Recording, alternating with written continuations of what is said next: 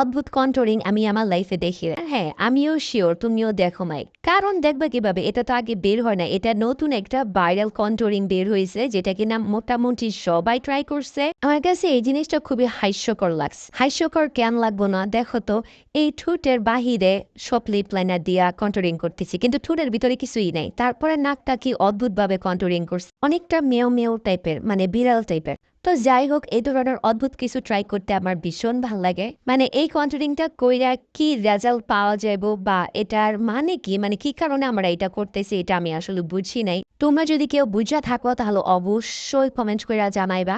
আমার কাছে খুবই বিষয়টা অদ্ভুত এবং হাস্যকর লাগছে। তো যাই হোক, আমার এই বয়সটা শুনে মোটামুটি সবাই গালি দেয়। মাঝে মধ্যে অনেকে এই ভিডিও স্কিপও করে, যে এত ঢং করে কথা বলায় কি আছে। বুইন রে বুইন, এখন কি কইতাম, এতটুক জ্ঞান বুদ্ধি যদি আপনার না থাকে, তাহলে এটা আমার কিছু করার নাই। এটা একটা ইডিট বয়েস, এটা বুঝতে হইব। একটা নর্মাল মানুষের বয়েস বা কথার বলার ধরন এরকম কখনো হইতে পারে না।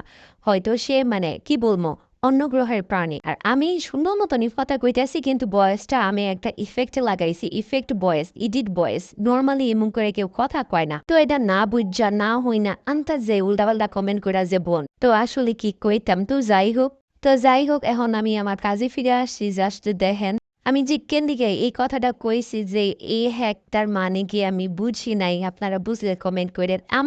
আমার কেমন দেখা যাইতেছে, বা এই আফাটার এই কেমন দেখা যাইতেছে।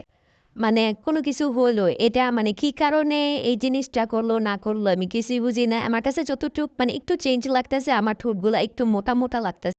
তো তাছাড়া আমি ওইরকম আহামরি কোনো কিছু চেঞ্জ পাই নাই এই হ্যাকটা ট্রাই কইরা।